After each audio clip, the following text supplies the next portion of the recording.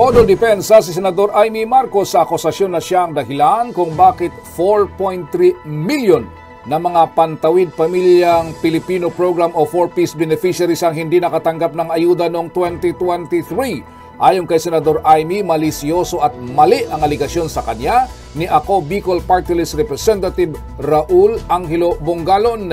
Paliwanag ng senador sa budget hearing noong September 2022 para sa 2023 General Appropriations Act, inamin na mga opisyal ng Department of Social Welfare and Development o DSWD na batay sa kanilang financial report ay 45% lang sa 4-piece budget ang kanilang nagastos o naipamahagi at 3 buwan na lang ang natitira sa taon para ito ay gastusin.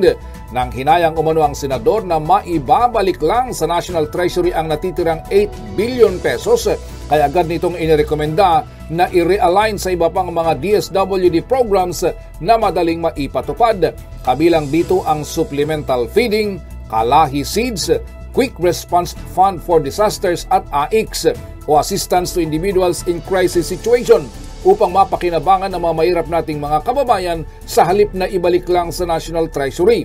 Sa totoo lang, sabi ni Marcos, iniligtas pa nga niya ang 8 billion mula sa 4-piece na masasayang at sa halip ay napakinabangan ng mga marginalized sector sa ibang programa ng DSWD.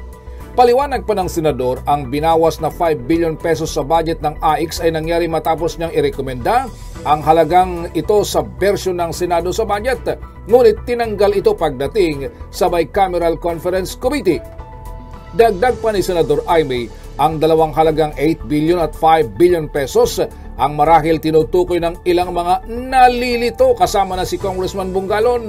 Una nito ay inakusahan ng kongresista si Senador Amy na siyang naging dahilan kung bakit marami sa mga 4-piece beneficiaries ang hindi umano nakatanggap ng ayuda noong 2023. Ang senador ang nagdepensa sa budget ng DSWD sa dalawang magkasunod na budget season. Para sa MBC Network News, ito si Raymond Dadpaz, tuloy-tuloy sa pagbabalita at tuloy-tuloy sa serbisyo. Sama-sama tayo, Pilipino.